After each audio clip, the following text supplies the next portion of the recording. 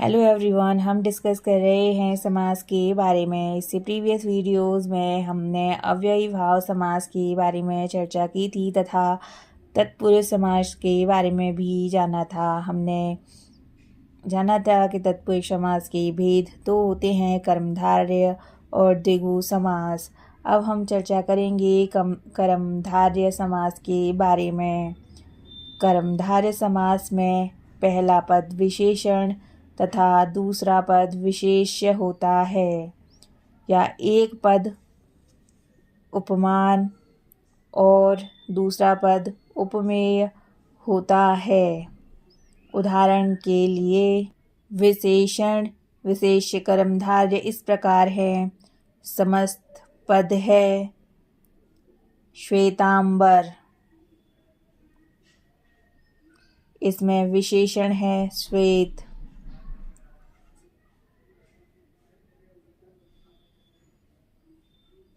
दूसरा उदाहरण है समस्त पद है नील कमल, इसमें विशेषण है नीला।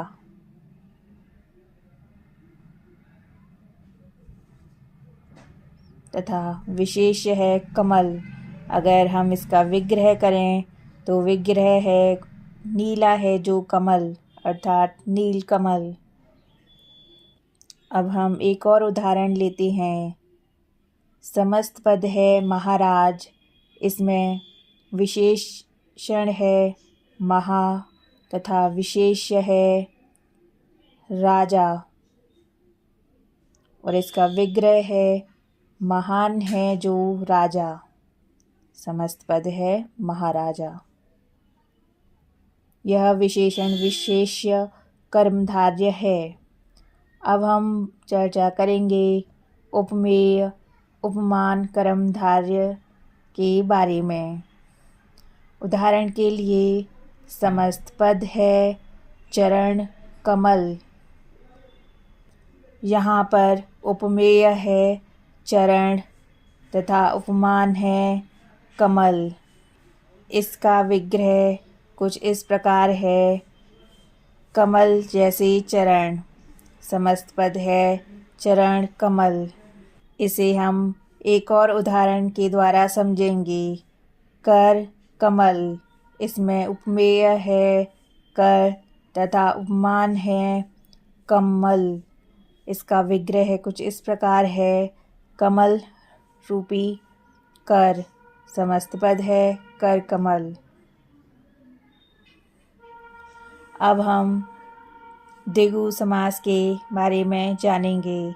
जिस समास का पहला पद संख्यावाचक हो उसे द्विगु समास कहते हैं। इससे समूह या समाहार का बोध होता है।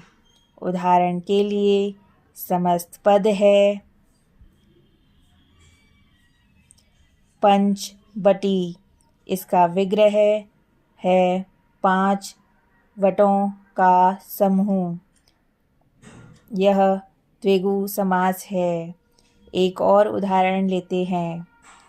नवरत्न, यह समस्त पद है और इसका विग्रह है 9 रत्नों का समूह।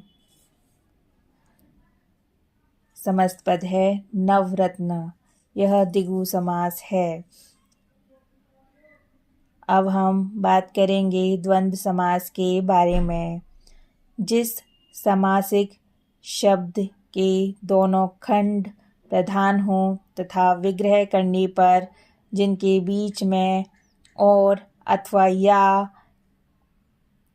एवं लगता हो वे द्वंद्व समास कहलाते हैं। जैसे समस्त पद है जन्म मरण, इसका विग्रह है जन्म और मरण। एक और उदाहरण लेते हैं। लाभ हानि, यह समस्त पद है और इसका विग्रह है लाभ और हानि। समस्त पद है लाभ हानि। यह द्वंद्व समास है। अब हम चर्चा करेंगे बहुव्रीहि समास के बारे में। जिस समास में कोई खंड प्रधान ना हो और समस्त शब्द किसी अन्य की विशेषता बताएं या विशेषण की भांति प्रयुक्त हों, उन्हें बहुव्रीहि समास कहते हैं।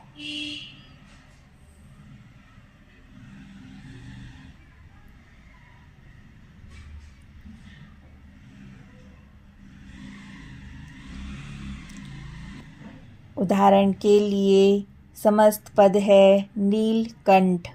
इसका विग्रह कुछ इस प्रकार है, नीला है कंठ जिसका, अर्थात शिव। एक और उदाहरण लेते हैं,